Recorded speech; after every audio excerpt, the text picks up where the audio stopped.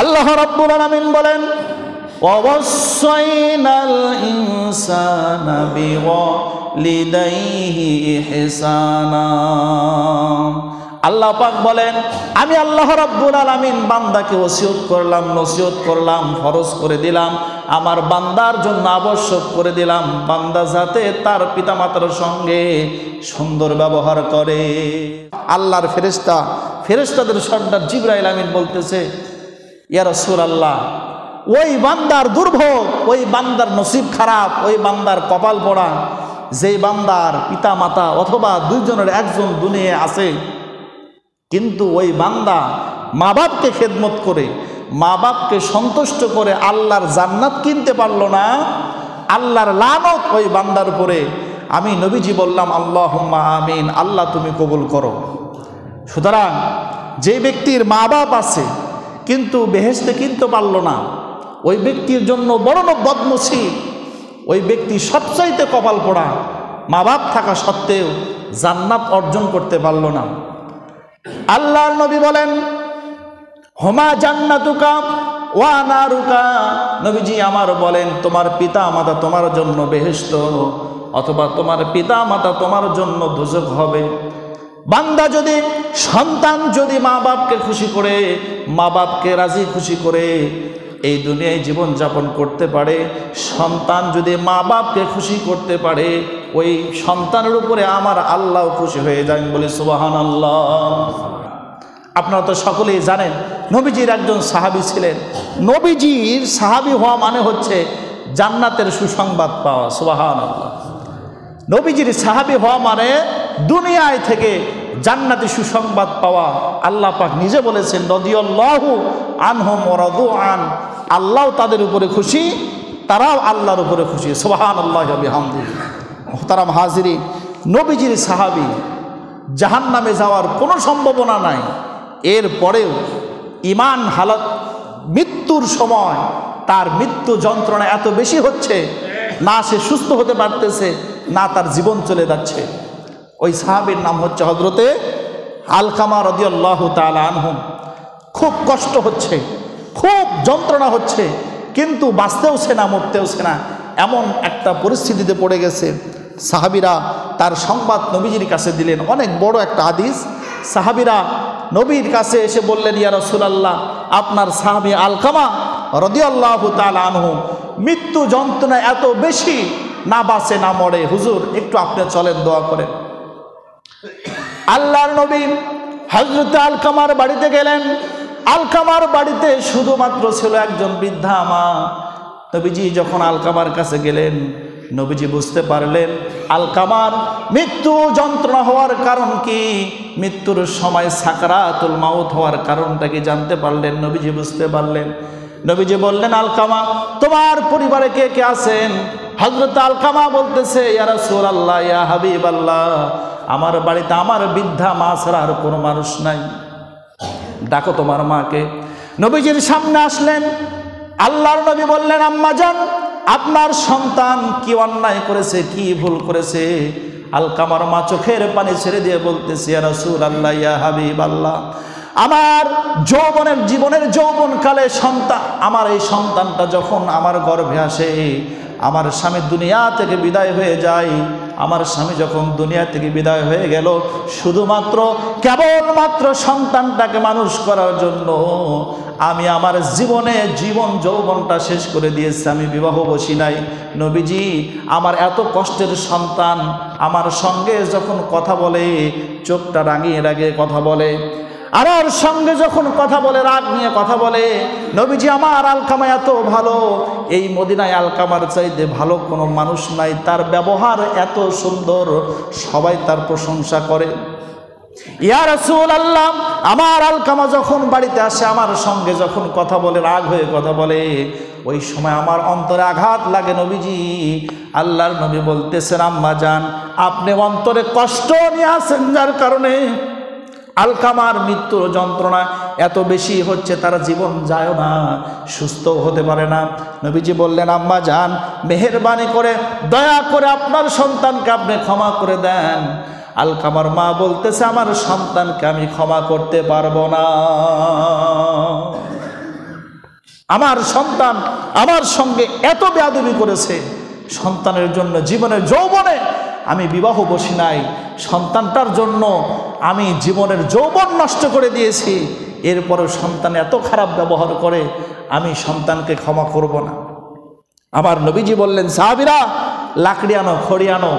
সাহাবীরা এক এক করে যখন খড়ি আনা শুরু হলো, আম্মা জান ডাক দিয়ে বলতেছেন, হুজুর খড়ি দিয়ে কি হবে? আল্লাহর রসুল বললেন, আপনার সন্তান আলকামাকে আমরা এই খড়ি দিয়ে জ্বালিয়ে দিব। জনম দুঃখিনী মা আলকামার মা ডাক দিয়ে বলতেছেন, আমার সন্তানকে কেন আপনারা জ্বালাবেন? নবীজি বলতেছেন, আম্মা গো, আপনি যদি আপনার সন্তান আলকামাকে ক্ষমা না করেন, মৃত্যুর পর আলকামাকে আল্লাহ রাব্বুল আলামিন দোজখের আগুনে এমনিভাবে জ্বালিয়ে দিবেন। আম্মা জান ডাক দিয়ে বলতেছেন, ইয়া রাসূলুল্লাহ, ইয়া হাবিবাল্লাহ, হুজুর আমি আলকামার মা দিল থেকে বলতেছি, আমার দিলের সমস্ত দুঃখ বেদনা আমি আমার আলকামার জন্য ক্ষমা করে দিলাম। সুবহানাল্লাহ। হযরত আলকামা রাদিয়াল্লাহু তাআলা আনহু দেহ থেকে বায়ুটা বের হয়ে গেল। আল্লাহ রাব্বুল আলামিন বলেন, ওয়াসাইনাল ইনসানা বিওয়ালিদাইহি ইহসানা। আল্লাহ পাক বলেন, আমি আল্লাহ রাব্বুল আলামিন বান্দাকে ওসিয়ত করলাম, নসিহত করলাম, ফরজ করে দিলাম, আমার বান্দার জন্য আবশ্যক করে দিলাম, বান্দা যাতে তার পিতামাতার সঙ্গে সুন্দর ব্যবহার করে। সুবহানাল্লাহি ওয়া বিহামদিহি। অন্যত্র আল্লাহ পাক বলতেছেন, وَقَضَى رَبُّكَ أَلَّا تَعْبُدُوا إِلَّا إِيَّاهُ وَبِالْوَالِدَيْنِ إِحْسَانًا।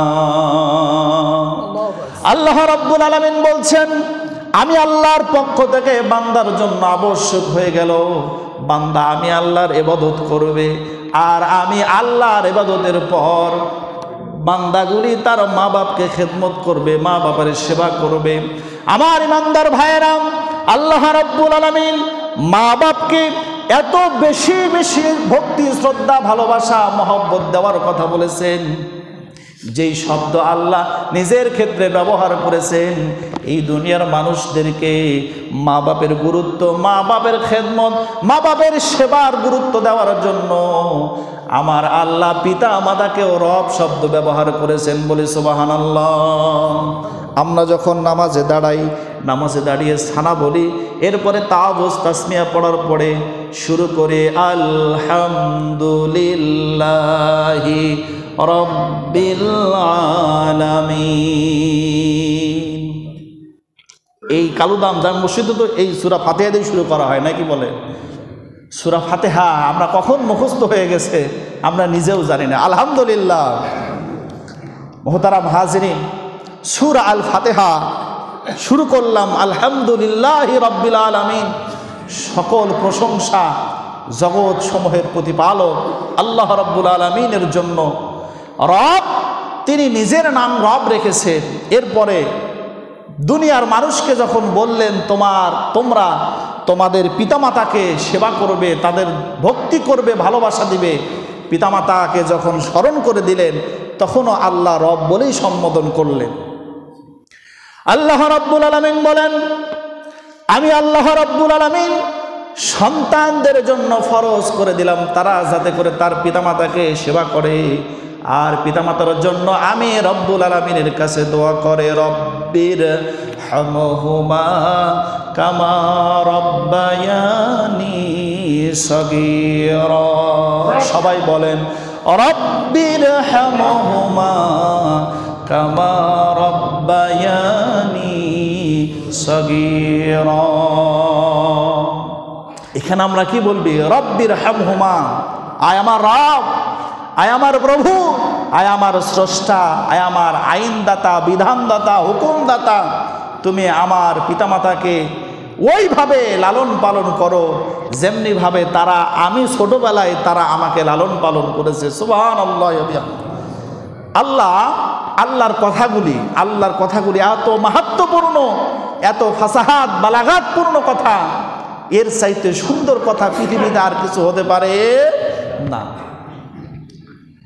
আমার পিতামাতাকে তুমি ওইভাবে রহম করো যেমনিভাবে আমার পিতামাতা আমার ছোটবেলায় আমাকে রহম করেছে। এখানে আল্লাহ রাব্বুল আলামিন বান্দাকে শিখায় দিচ্ছেন যে তোমার পিতামাতাও এক ধরনের রব। রব্বির হামহুমা কামা রব্বায়ানি। রব্বুন, এখানে রব শব্দের অর্থ হচ্ছে প্রতিপালক। যারা সৌদি আরব গিয়েছেন তারা বলতে পারবেন, সৌদি আরবে যার আরব দেশগুলিতে মহিলারা যাদের বাড়ির ভিতরে থাকে, আমাদের দেশের ভাষায় বলি গৃহিণী, বাড়িওয়ালি বলি কি বলি না, আর সৌদি আরবের মানুষেরা বলে রব্বুল বাইত, অর্থাৎ বাড়ির লালন পালনকারী, বাড়ি দেখশনকারী, বাড়ির সব কিছু যার দায়িত্বে তিনি হচ্ছে রব্বুল বাইত। অর্থাৎ মহিলাদেরকে আরবের মানুষেরা রব্বুল বাইত বলে থাকেন, অর্থাৎ ঘরের লালন পালনকারী।